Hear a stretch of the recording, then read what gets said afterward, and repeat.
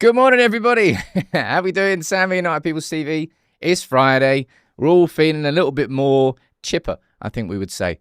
After the confirmation yesterday, the third bid going in. Those shows are always really fun ones, aren't they? The ones that, as much as I love the 10 a.m. ones, and I do, I love that the impromptu ones where news is breaking, it's live. I think everybody enjoys that at that time. But it's Friday. We've got lots to run through. Going to cover everything that was said yesterday on Mbeumo, anything that has been said since on the deal. I'll be honest, I don't really know what Brentford are sitting around waiting, not accepting for. What are they doing? Trying to play hard to get? I don't really know. We'll run through that. We'll speak about Cesco. Odd noise. Right? We'll speak about the Cesco noise. I'll speak about, of course, the Leeds game tomorrow. Ruben Amorim's plans, something about the youth players. Speak about exits. We'll speak about Hojlund and AC Milan. We'll speak about Senny Lamons, the Royal Antwerp goalkeeper, who we mentioned a couple of months ago. Yeah, it's going to be a busy show. I think it should be an enjoyable show. I will try and update you all on everything as much as I can. Let's see who's here from the mods and the member gang, and let's get cracking. And fingers crossed, all right? Today will be the Here We Go mid-show. Last season, one of the biggest for that was we got the Euro bomb from Ornstein mid-show. Remember that one? I think the anniversary. Let's take a moment. I think that was 1 year ago yesterday. Sam with the Henrik Larsson United journey. You know what's on the back of this bad boy? Tenerife 06, baby. Me and my mate got matching ones when we went there. We were 17. What else are you going to do when you're 17? Come on, people. Anyway, let's see who's here. Neil, good morning to you. We've got Carl there and Ant, the mods and Steph. I can see getting rid of some spammers in the chat already. We've got Stu, good morning to you. Steve Brooks, Vince. We've got Freddie Matfield. We've got Darren Young C. We've got Rahul, Sue, Rex, Mr. Bojangles. I think it should be a good show today. I saw someone down there, I'm not sure who it was, asking for an update on the PO box. I complained to Royal Mail yesterday or the day before. They've now started an investigation. Stuff should be arriving. Stuff is not arriving. But what I will have to do is I'm going to have to figure out a way that if you're not in the UK, because I found out, because Royal Mail didn't tell me until bloody yesterday, well, wherever it was I spoke to them, that only people from the UK can send to a PO box. If you're abroad and you send it, it might not get picked up by Royal Mail. So I need to find out a way where if you're outside of the UK, because the community is global, how is it that you can send something into it? So I need to figure that one out. All right. So that's on my plan for today. Tenerife 06, baby. Right, let's run through the other news before we start speaking about Mbeumo Mania. Thank you for gifting 5 memberships. Good morning to you. People are talking about Cesco. I'm confused. Now I'm seeing, Cesco's choosing United. Cesco's next. Is like, you do realise that the only reason Arsenal didn't sign him is because he cost too much. And now you think United are going to go and sign him? That's my first instinct when I'm speaking about the Cesco conversation. Kind of the same thing when you're speaking about the Osimhen conversation. Look, Galatasaray and Napoli at the final stages of the Osimhen deal. Galatasaray are going to pay 40 mil this summer. 40 mil. Now. What do you want to get in Osimhen? And then 35 mil by the end of 2026. That's huge installments. 40 mil up front. To be fair, we're paying Cunha in 3 installments of 20 mil. Yeah, just thought I'd show you that one. 40 mil up front for Osimhen. Jeez. I'm really interested to see what happens with this. Is anybody else? It might just be me. Evan Ferguson, prior to his injury that he got, I can't remember what injury he did get. He was one of the hottest prospects in the Premier League, really. He was heavily linked with United, kind of disappeared, and now maybe going to Roma. I don't know whether that's a loan or a permanent move, but I'm going to be interested to find out what happens with him. Honestly, I think so. Eric, wow. Wow. Man, yesterday, was it Akash and it was it JC? I think it was. Both gifting 50 memberships, and Eric's coming strong with 50 as well, saying, let's do this. Time to get a little bit excited for a change. Better results ahead. Well, Eric, the results couldn't get any worse. And I'm still... Come on, we all are. We're all going to go into this season pessimistic. You can't not be after you finish 15th. But Cunha and Mbeumo, Jonathan, you're saying, yeah, people were screaming for his purchase. Yeah, prior to his injuries, he was a real prospect. I feel sorry for the lad. Let's find out what happens there. Now, let's get into the main part of the show, what everyone's here for. Mbeumo. Guy's down there saying, as an Irishman, I really want to see him go somewhere to play. He's got a lot of the raw materials. I like the lad. I think he's good. Clearly, his injuries have really ruined his prospects. And this is at a time where Brighton have just sold João Pedro. Who else plays up front for them? Danny Welbeck, João Pedro, can't remember who else. Bryan Mbeumo, right? We waited, and we received. Obviously, when I was sitting there getting my knee done in physio, because these are the rules. So what should I go and do today? Might go and get a haircut. Anything to force the here we go. I seriously didn't need a haircut, though. David Ornstein confirmed, yes, I don't need to run through everything that we spoke about in yesterday's show, but if you missed it, where were you? First of all. Second of all, United have put in a third bid. 65 mil plus 5 mil in add-ons. That's the 70 mil that Brentford have wanted, okay? And we can go back and forth about the debate about United should have just put this bid in early this window. We wasted X amount of time, and I would agree with you. I think if we were going to reach this point, we should have reached this point earlier. But as long as he's on the plane for the pre-season tour, then I'm fine with it, right? I'm fine with it. Now, let's sort of follow up with... Look, we spoke yesterday. I'm pretty sure that this must have had some form of influence on United putting in that bid yesterday. David Ornstein confirming that Newcastle were turning their attention towards Visser. I can't say his name now without saying it more than once. Whoever did that. Bastards. And I thought that influenced it, but apparently this influenced it as well. So yesterday, or today, don't know, Ratcliffe, Barada and Wilcox are all in Iceland together, doing a spot of fishing, a little bit of fly fishing. I used to go fly fishing with my dad. He used to make the little flies. One was called boobies. I remember laughing at that as a kid. Just sticks in my head. I never caught one. I was pretty crap at fishing. Anyway, back to the football. They were out in Iceland. Maybe that's why the deal got... Wouldn't I say the deal? The bid got pushed through. Either way, it's a good thing. Now, I thought this was interesting, and I think this is exactly how add-ons should be, right? Add-ons should be difficult to reach. Like, the other one I always think about or remember is the Mason Mount situation. I think it was 55 mil. I mean, it's still a crap purchase, let's be honest. For that price, we should have easily invested in a different position in midfield. That was a poor use of funds. But 65 mil guaranteed with 5 mil in add-ons that are difficult to achieve. So United qualifying for the Champions League, or United, I don't know, Mbeumo scoring 50 goals for them. Sod knows what they are. But that's fine.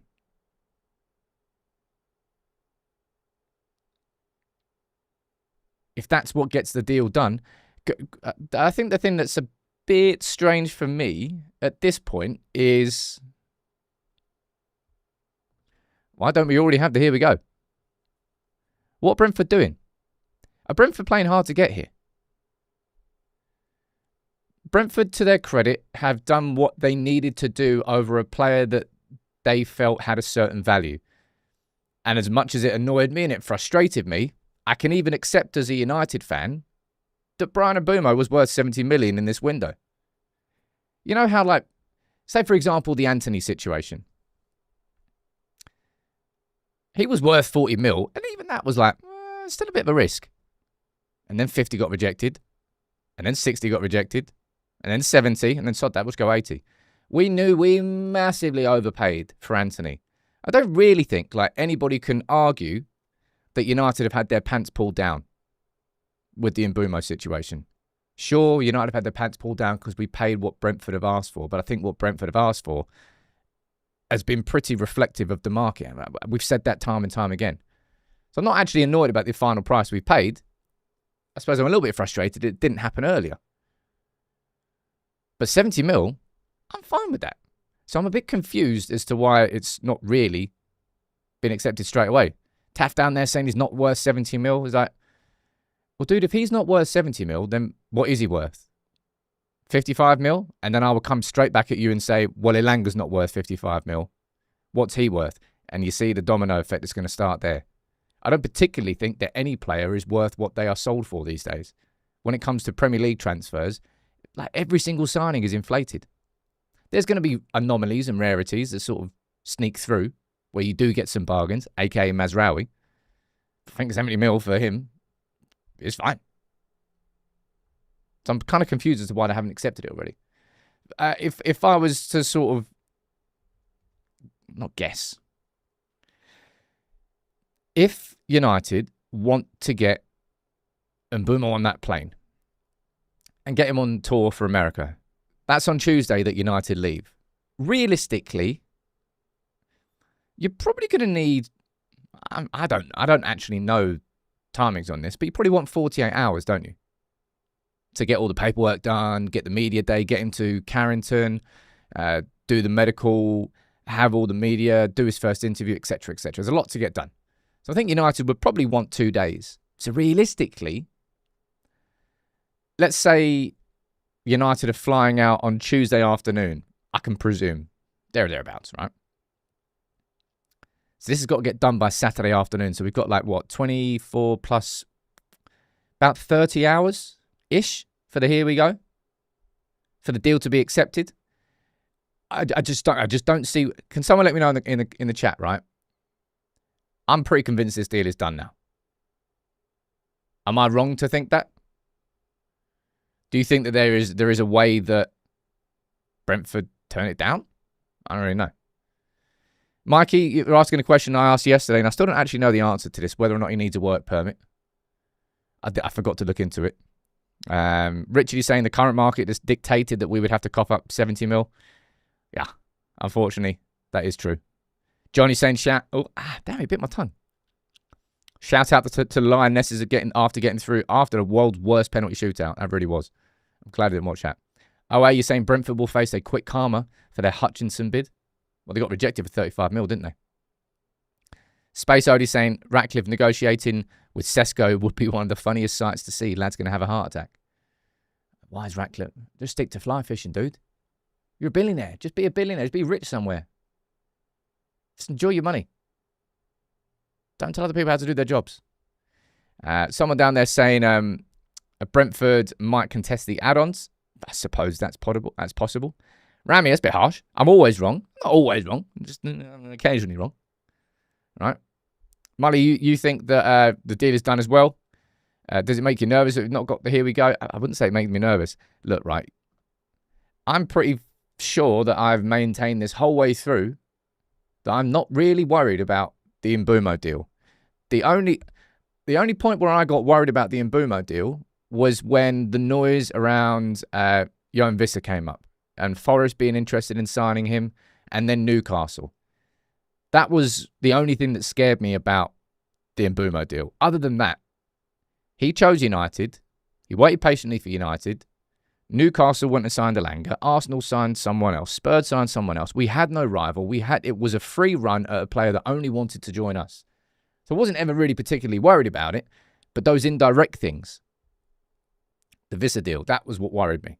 And I think that's why United acted a bit faster yesterday. Someone down there saying they keep moving the goalposts.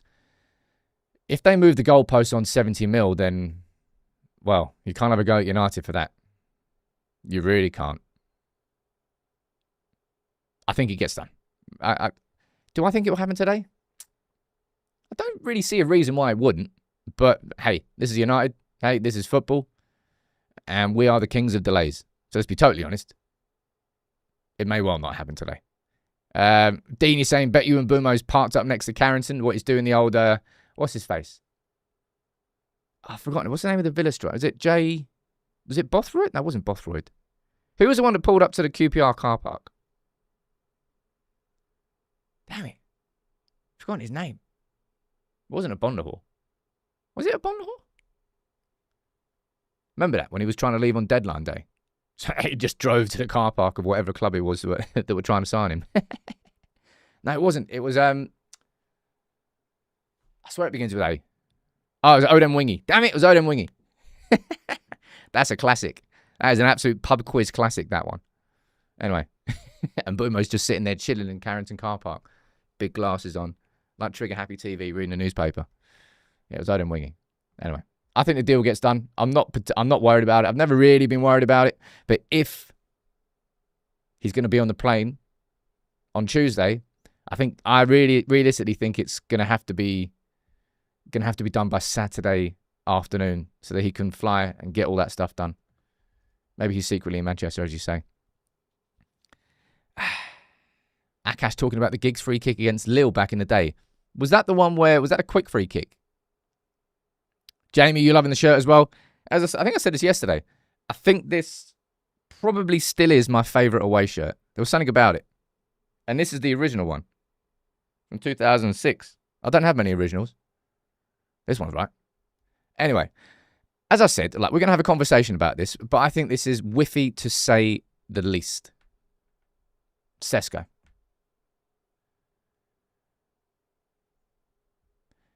And I want to, before I run through where the reports came from, right? I will remind you here to begin again. The reason Arsenal didn't sign Cesco was because Leipzig put a phenomenal price on him. We're talking like 78, I think it was more like 90 million, wasn't it? And in this summer of all summers, I'm even amazed that we're doing 70 million on Mbeumo. Let alone 90 mil on Cesco. Would they shift the goalposts? I mean, possibly. Possibly. But anyway, here's where the reports come from. The lad Sam used to work for United Stand. That's it. And people are talking about, oh, he wants United, he's chosen United, this and that. And then the conversation and the noise, it is whiffy at best. Right? You want to talk about risky signings? Could well be a risk that pays off. Yeah, Papa, I know that very well, that Vivel will know Cesco, and you can give me some links, and you could... United probably have been tracking him for years. Vivel certainly has been tracking him for longer than he's been at United. But zero chance I want us to spend that much money on a player. Any player, really. No chance. And I will repeat again. The fact that Arsenal moved away from a deal to sign Cesco, and you know the position that Arsenal are in, far stronger position than United. Financially, as a club where they finished last year, whatever phase they're in with bloody Arteta, sod knows, but they needed a striker. And even they didn't want to spend that much money on him. It's not going to happen. And that's pretty much what I'm going to leave it as. I would be amazed if this led to anything more than just a little bit of transfer speculation that existed. Space Odie is saying most probable next steps after Mbeumo, which is part of the title of today's show. So I'll ask you, what do you all think now are the next steps? Space Odie, you're saying selling Sancho, selling Rashford, buying Emi Martinez, selling Garnacho and buying Watkins. Unfortunately, I think selling Rashford, or realistically, and this sucks balls, but realistically, I think loaning Rashford is going to happen, and I think it's going to happen late in the window. I actually think that's probably going to be one of the last things that happen this window is moving Rashford on. I think we're going to have to subsidise it as well. I just don't see Barcelona coughing up. Am I wrong, by the way? Have I made that up in my head? Cesco, was it a 90 million price tag? I swear it was a 90 million price tag. Remember what it was like during the season? He had like a variable release clause that kept going up. The more appearances he made, the more goals he scored, something like that. I think it was about that. And you're saying number 8 and Watkins on loan. I'd be happy with that. You reckon there's any chance we can get Watkins on loan? I suppose loans are way more prominent in modern football, aren't they? I swear this has happened in the last 2 to 3 years. Sometimes buying players on loan with an obligation at the end so you can spread where the costs are going, and sometimes just straight up loans. There seems to be more of them. Goalkeeper target, says Francis, which we'll speak about soon. Caspi saying sales and goalkeeper and a midfielder. Going for Watkins, says Daz. Outgoings and central midfielder, says Lyle. Man, I really, really, really hope that it's a central midfielder. So quite a few of you are saying it was 90 million euros. Yeah. I thought it was that. And there's no way. What would you say is it? Okay, let's speak hypothetically here before we move on. Let's say United move for Cesco. What's actually a market value for Cesco? Good luck guessing this. What is he? 21? Established striker. Career ahead of him. Proven in the Bundesliga. Don't know how many goals he scored last season. If Hojlund goes for 72 million, then you're probably going to have to go north of that, aren't you? Realistically? I don't know. Finn, you're saying 70 mil? Yeah, I just don't think you get him. Alex saying he's not worth more than Gyökeres, or the Gyökeres situation, I think, had some form of agreements as part of it. So I'm not sure whether that's a fair comparison. 90 mil is a lot for an unproven striker. It's not to say that he's unproven. Of course, he hasn't played in the Premier League, so he's not proven there. But someone's saying 70, 50 mil, 60 mil, 50. I don't think you get him anywhere near that. I know he overpaid for Hojlund, so maybe that's unfair. Did I see what Benny said about McNulty? I want to see that. Bit of Benny McCarthy up in here. Come on. What's Benny saying? Benny McNulty. That's not going to come up, is it? That was a week ago. I saw that. I'll have a look at that. Yeah. Prices varying in the chat between 50 and 80 mil. I think whatever it is, it's going to be over the price that United will be able to afford to pay on a player that I would consider a big old risk. We've mitigated that risk with Cunha and when Mbeumo is done by signing Premier League proven players. To then go and spend more money than either of those two players on a young striker from Europe, I don't think United are in the financial position where we can afford to take that risk. Even if it is a risk that could pay off, and every risk could pay off, that's the risk-reward system. Just don't think United can afford to have that gamble this summer. Hands up for the Panther. Big up Pint Panther. I've got the whole DVD collection, man. Doo-doo-doo-doo. Anyway, what are you saying? Negotiators in football are nutters and want mad offers. Overpay for players like Mbeumo, who's great. PSG broke the market. Teams say 100 mil for no reason. I wouldn't say we overpaid for Mbeumo. I'm totally honest. I'm not even saying that with red-tinted specs on. I think if you're saying we overpaid for Mbeumo, then you've got to go back in the market. You say, well, that's kind of what you're saying there. It's like the domino effect of the transfer market. An overinflated transfer here leads to an overinflate, and it's the ripple effect of overinflated transfers. Ultimately started by Chelsea and Abramovich and accelerated by, PSG and the likes. Someone's saying Mateta down there in the comments. I still don't know what's going to happen with strikers, but let's move on to speak about goalkeepers first, all right? And if I can ask, please do drop a like on the video. It makes a big, big difference. See plenty of you tuning in, and I'm sure some of you are new, so make sure you do subscribe. Become part of the fam. The fam. How'd I say that? Sack me. Become part of the community. Right, goalkeepers, all right? Emi Martinez.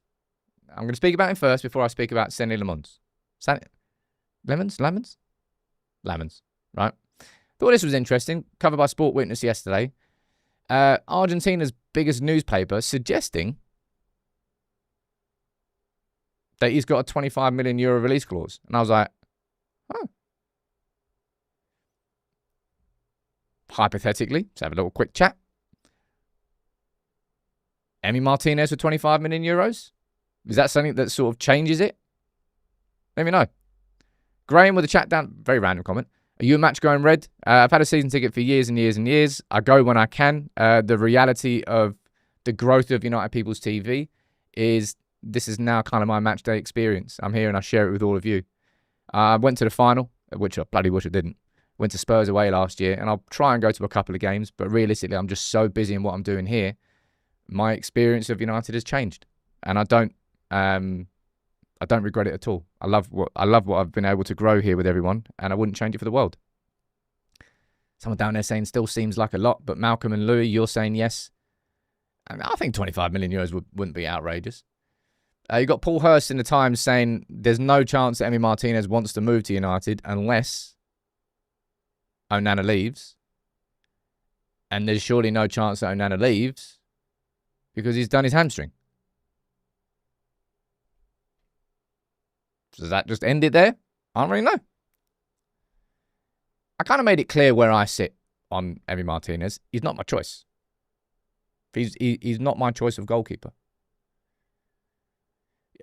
People in the chat are mentioning John Victor. John Victor, I think, is more being lined up as an alternative to Altay Bayindir than he is being lined up as an alternative or a replacement for Onana. Like the Bayindir story, like he's been in training this week. I haven't heard a peep. Nothing. Nada. On Bayindir leaving. Someone come in for him. Please. I think John Victor will be a replacement for him. But anyway. This lad, Senny Lamons, plays for Royal Antwerp and was one of the goalkeepers that we named in a video we did a couple of months ago. So what I'm going to do now is, if you didn't watch it, where were you? Here's a little clip for you. Gives you a bit of info about him, all right? Next up is Senny Lamens, a 22-year-old Belgian goalkeeper who stands at an imposing 6'4", plays for Royal Antwerp, and this season has been his first as #1 in senior football. He's grabbed that opportunity with both hands. He's been described as a super talent with a knack for pulling off amazing stops, especially from close range. But what makes him stand out is he's got a very well-balanced profile. He's got a massive physical presence in goal, good shot-stopping abilities, commands his box confidently, claims his crosses with authority, and on the ball, he's got that variance in passing too. Now, despite his height, his agility and reflexes to get across the goal and down to corners is pretty damn good. He moves swiftly, covers angles efficiently, and his positioning is consistently spot on to anticipate and intercept those threats. He dominates his box, and that will please a lot of United fans. Now, he's thrived in a system that emphasises building out from the back. His command of the area, he makes him suitable for teams who do employ that high defensive line, requiring sometimes the goalkeeper to be capable of sweeping behind the defence to cover that space. Probably the main area for improvement with him comes with long-range distribution. While he's accurate on short passes, long kicks, not so much.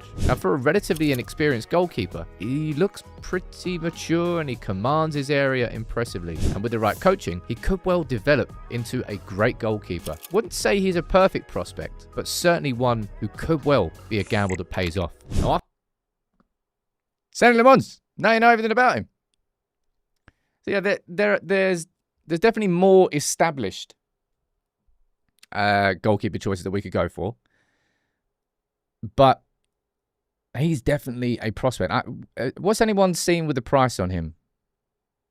I can't really remember what. I think I've seen some. It's not going to be much, by the way, right? It's not going to be much, by the way. Amos, you're asking if I do my own video editing. I used to edit everything on this channel, but if I was editing everything that we're doing now, the level and the quality we're doing, I mean, I wouldn't do anything else. I literally wouldn't leave. Now, we've got a cracking team. John, big up John. We've got Ben who's joined. We've got other editors as well. Steve. We've got Tim. We've got James. Lots of different editors that are all involved in helping these videos. And they got replay value, man. We released that a couple of months ago and it still stands there. I love the stuff we're doing. Thank you very much for enabling it. Fingers crossed that doesn't get shut down for using a couple of clips. 17 mil, someone's saying down there. 15, 17 mil. I think it'll be less than 20. Of course, it'll be a risk. Every signing comes as a risk. But if I'm looking at the prospect of signing John Victor, I think you're looking at him as an alternative to Bayindir. But I think if you're looking at signing Senny Lamons, then you're probably looking at somebody who's going to challenge Andre Onana. That will be like a first choice goalkeeper bit of competition. Someone down there asking about Diogo Costa. It's just too much, man. If we were going to sign Diogo Costa, we were going to do it instead of Andre Onana, but we decided to go after Onana. Akash saying, can we look at Verbruggen? We were linked with Verbruggen before he joined Brighton. Didn't go after him, though. Ended up being a very good signing. Where was he? He was from Belgium, wasn't he? Can't remember where in Belgium. I think he was signed from Belgium. I mean, Verbruggen sounds like a damn Belgian name. If it's not Belgian, I'll be surprised. Pickle Stick, which is a 10 out of 10 username, by the way. What's the news with Cesco? Look, the news is just some whiffy reports, I'll be totally honest. I don't think there's too much reason for anybody to get excited about the idea of us signing Cesco. And that's all of a sudden out of nowhere. After negotiating with Arsenal all summer, the price is significantly lower for United, which is the opposite of how things go. Someone's asking about Relic Vitek. Well, I don't really know, if I'm honest. I don't really know. I imagine Vitek's been involved in pre-season training. We'll find a bit more out because I think this afternoon, United fly out to Stockholm. Will he be on in the travelling squad? I imagine he will be. We'll find out. Let's move on to sales, right? The bomb squad. Who came up with that? Why is it the United players who aren't going to be part of the team next year all of a sudden labelled the bomb squad? Like some sort of 90s boy band. And then they'd be named the Five as well, which you might not be able to get away with that as your boy band name. But Garnacho, right? I just want to quickly show you this little snippet from Laurie Whitwell's article in The Athletic this morning, okay? When he's speaking about the players that have been sort of frozen out. And go, look, it's part of a club's strategy to make clear to each player that they have no future at United and encourage them to actively search for and accept a transfer. Because it's been, I don't know whether it's down 50-50, but there are people that feel United have taken the wrong decision by effectively freezing them out, telling them they can train, but they can only train after the full first team squad have trained in the evening on their own. Now, I don't particularly agree with that. I think it's the right choice. As much as it does maybe ostracize them or lower their market values, I don't really think it lowers their market value because their market value is obvious already. I don't think any club would have the wool pulled over their eyes if 5 moody players were back in the first team training environment and training with the squad randomly. I don't think that would really change anything. You might be able to say it does, but I don't think it particularly would. But it's allowed Ruben Amorim to exist in Carrington without any distractions. Not one player there who doesn't want to be there. It makes a big, big difference. Even in an office environment. If you know someone wants to leave, you know that they've got no intention of doing anything productive that day. They're just going to sit there and exist and just wait until they can leave and then moan about how crap the day was. Someone's asking there, why not Kovar? I think Kovar has joined PSV for like 5-6 mil. Anyway, we need to speak this into existence here, right? Speak it into existence, which I've kind of tried to do a couple of times. You got Paul Hurst from The Times saying that Aston Villa are interested in signing Alejandro Garnacho, and that's a good thing for United. I told you, I think there's only 2 Premier League clubs where he could possibly join. Chelsea and Villa. I don't know whether Villa are going to cough up the money. I imagine Villa will try and do exactly what they did with Rashford. Sign him with an option, sign him on loan with an option to buy him for 40 mil. I imagine that's going to be the conversation they have. Sod that, we need money for Garnacho. Of all the players and the bomb squad and the players that are going to be leaving, Garnacho is the one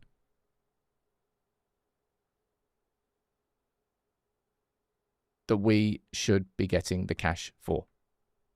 All right? That's what I think. So fingers crossed that does come through. And if Villa come to the door knocking about Garnacho, then, well, the door's open. You want to speak about Watkins? Nah, sod that. I want to speak about Morgan Rogers, Kamara, and Watkins. Huh? I don't think I would do an exchange with Watkins. And I don't think I would do an exchange at all. I don't think either would. I think I already mentioned this in a video earlier this week. If it happens, the deals will be separate. I imagine, because Villa did it with Chelsea a couple of times. Couldn't remember what the names of the players were. Lloyd Kellyman? Was that one? Was that with Everton?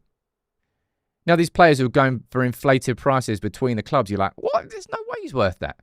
But they do that because then they get money in the books and it helps with PSR. And if you then sell a player back at an inflated rate, it actually balances each other out, but it also then looks good on your books. Onana, look, you know what I think about Onana as well. I don't particularly think that Villa are going to want to sell him. That's why I think so. Anyway, Garnacho, Villa. Yes, please. Antony. Not going to Leverkusen. That's a shame.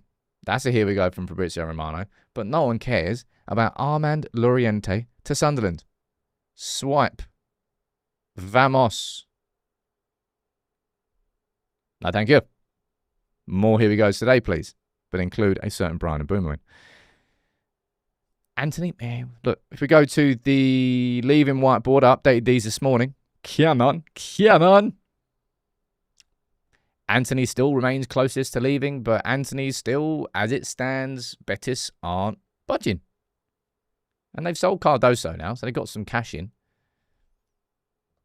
I think with Antony, Sancho might be a little bit different because there seems to be some movement. But I think Real Betis might drag this one out. I think Rashford might drag this. Well, Barcelona might drag this one out if they want to get him. Leigh saying Garnacho is the biggest what if. He thinks he's better than he is. I think he does, for sure. But it's a shame. It's a shame that Antony isn't wanted by his dad. Not literally his dad. Do you reckon literally his dad? I don't think literally his dad. Maybe. But Ten Hag's not going to sign him. Now, just want to have a quick conversation about Hojlund, right? Before I do speak about the transfer news, if Hojlund does stay at United, hypothetical question, what are your expectations of him this season? Because I think he'll be better. I don't really think it's difficult for him to be better, given, right? He would very easily win the Most Improved Player of the Year award because he was so garbage last season. But Cunha and Mbeumo surrounding him would be a massive weight off his shoulders in terms of where the attention is. I still would prefer to, I'll be totally honest, I would prefer to sell Hojlund for good money and to reinvest that. Would I loan him out for a season? Possibly, but we'd have to get someone good in. Let me see what you're saying down here. Finney saying at least replicate his first season. I mean, 16 goals would be a massive step up on what he did last year, but I would want him to better his first season, personally, to make up for what happened in that second season. He'll be better if he has a striker above him. I agree on that as well. Brian is saying 20 goals or assists. He'll get 12 to 15 Premier League goals, 10 to 15 goals. I'm not sure. He'll definitely be better. And I'll be interested to watch what happens with Hojlund against Leeds. I imagine he'll start that game. But this is what's being reported, right? DiMarzio. AC Milan have contacted United to understand the conditions of signing Hojlund. Honestly, I just look at Italian clubs. I'm like, I can't be serious when looking at you. Trying to sign our players. Inter Milan did it. I think AC Milan will do it. I just think they're not particularly serious. And you know what's really annoying about the Hojlund situation, right? Inter. Sniffing around him for ages. Not literally. Maybe literally. That'll be a bit weird. Then they go and sign Bonnie instead. And it's always like, oh, they were looking at Hojlund on loan because they didn't really have any money. Apart from the fact that Inter Milan is sitting there bidding 40 million euros for Lookman and might bid 50 million euros. It's like, you do have the money. You just think United are we probably are. Have the soft underbelly when it comes to transfers. You don't have to be serious when speaking to United. You can probably lowball them. You can probably just bend them over. You can probably just do what you want. That's how you operate with United in the transfer market now. And it's not just Italian clubs that do this. But yeah, I don't look at this and go, oh, good, there's an exit for Hojlund and AC Milan. I look at it and go, wow, you're just going to do exactly what Inter did. Just be interested and then nothing's going to come from it. We'll see. But as it stands, it looks like Hojlund's going to be staying. And I've said this before, and I stand by it. Maybe I shouldn't say this, but it kind of feels like it now. When Mbeumo is signed, when they agree on that deal when he comes in, that's so much Premier League quality and attack that we've added, and goals, lots of goals. My priority is not a striker after that. My priority is a central midfielder or a goalkeeper, and I'm not sure in which order. I kind of chop and change between the two. But I think those two positions should be the next one. And then maybe later in the window, we could try and see who we can get on loan. I think that's all we're going to do with a striker. And maybe that would be Watkins on loan. Maybe not. But Watkins in as a striker, I mean, I just wouldn't pay what Villa would want. Personally, I wouldn't pay 40 mil for him. I see Watkins as a really quite an ideal striker for, I would say, 2 years. If you're only going to get 2 years out of Watkins and you're not really going to have much resale value, then what's the max you would go to? I guess like somewhere between 20 and 30 mil, maybe. If we got 2 good years out of Watkins for 30 mil, I don't think anybody would go back and say that was a bad signing. And then you've got 2 years for Cheeto to develop underneath him, alongside him. And then Cheeto's, Cheeto would only be 19 at that point. 20. That's ridiculous. That's how young Cheeto is. It's really hard to remember sometimes. Because we've now already been speaking about Cheeto for a year. It feels like he's going into his second year and he's established. And that's not that, man. He's still a kid.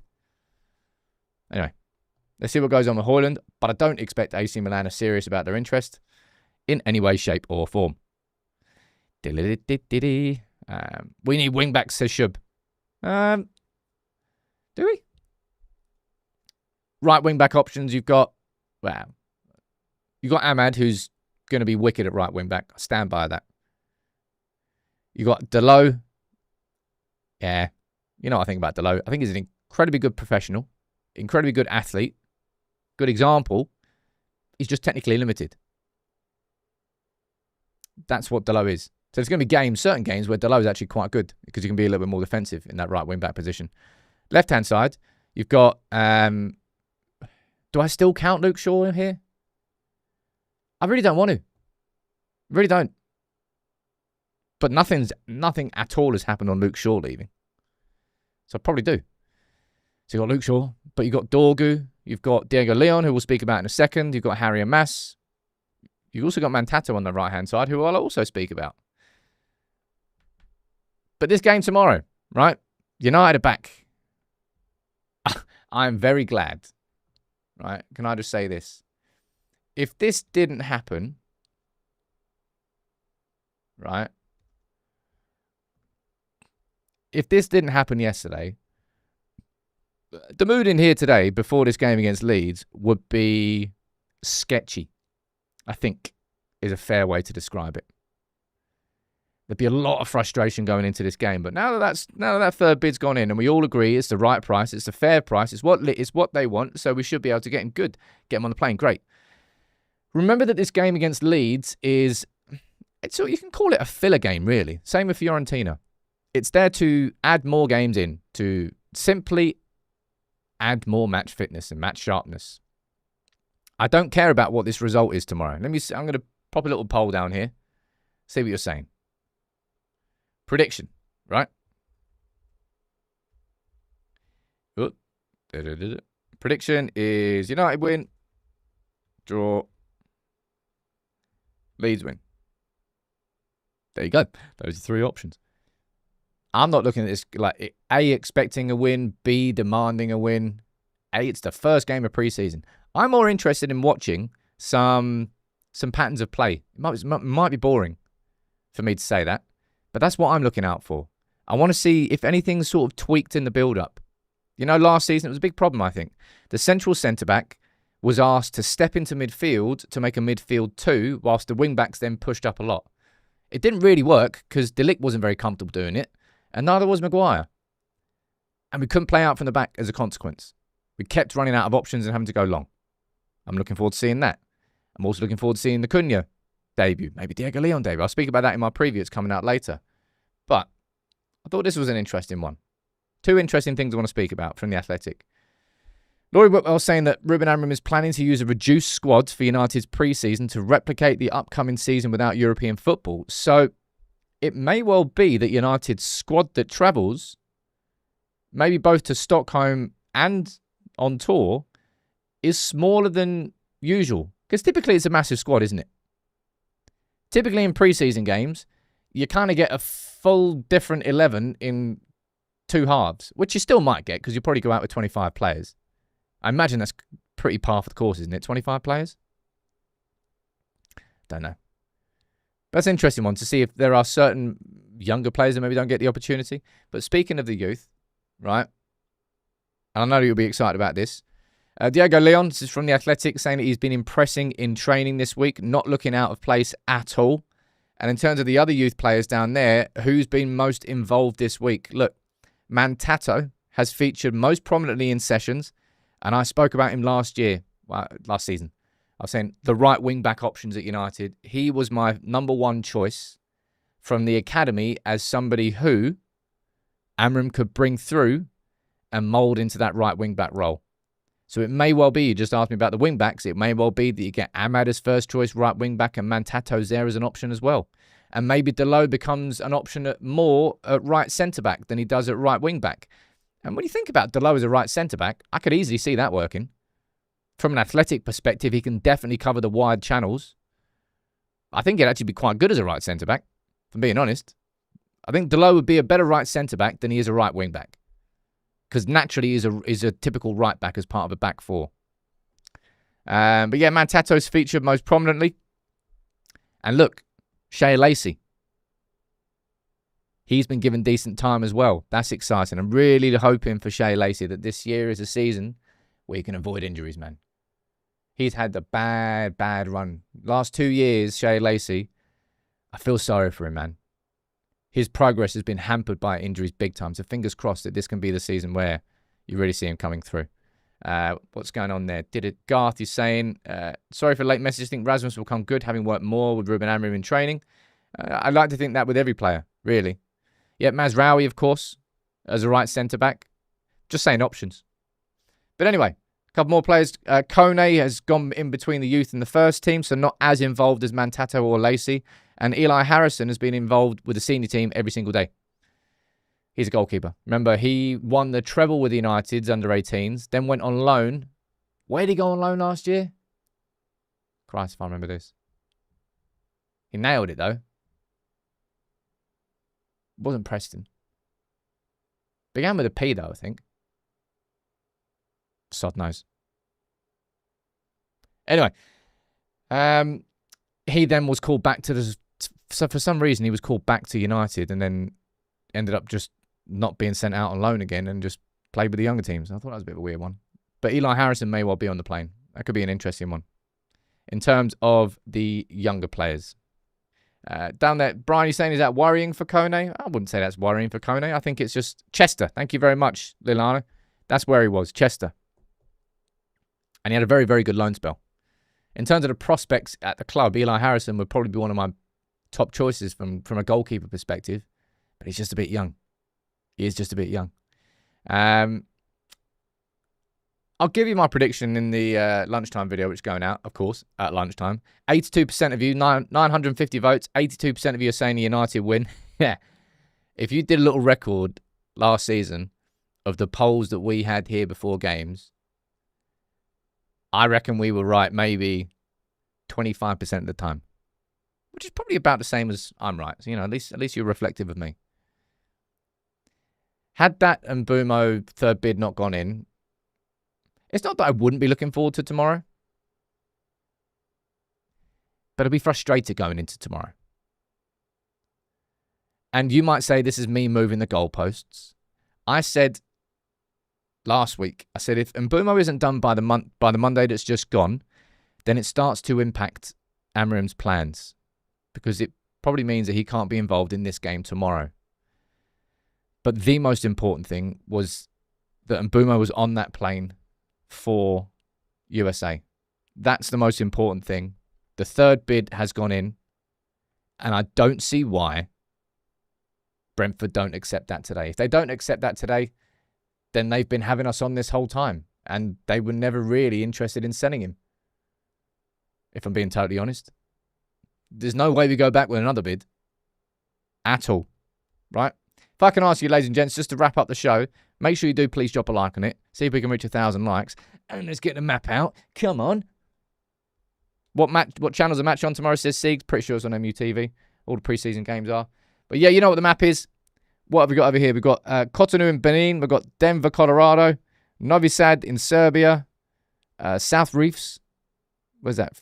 Free State. Mogaka? Free State in South Africa. Boifakau in Cameroon. Kerala in India. Jeez. Stephen in the one. What was the name of the dude? Wasn't that the name of the dude from the Halifax advert, Stephen, as well? No, the black dude with the glasses. I used to love those. I say love those adverts. Those adverts always stuck in my head, which I suppose is a good advert, right? Right, there's one added onto the map. Let's get a couple more. Right, good luck me pronouncing this. Pieter actually, I did quite well. Pieter Maritzburg. Pieter Maritzburg. Oh, yeah. C'est difficult. And we've got Solia watching from Sarajevo. Oh, is it Howard? Ah, it was Howard. Sorry. You're right. Sarajevo. Sarajevo? Is that how you spell that? Sarajevo? In you go. Ba ba ba ba. Banner banner. Map day done. Do do do do do. Now, my prediction is that we will be back here at some point in the next 30 hours with a Here We Go live show. And I really hope we are, because we haven't had... Did we have one for the first... Do we have one for Cunha? I think we did have one for Cunha. I just can't remember if it was live or if it was recorded. Right? Thank you all for tuning in. Thank you all for another week here on United People's TV. Football's back tomorrow. We're going to be watching the game. Match reaction will be here. The start 11 is going to be going out at lunchtime today. Sunday, we'll have the 5 things that we learned, and there'll be lots to learn from these games. Little things that we can pick out. All right? Thank you all. Have a cracking weekend. If you are new and you're still here, please do subscribe. Stick around. I'll see you soon. Take it easy.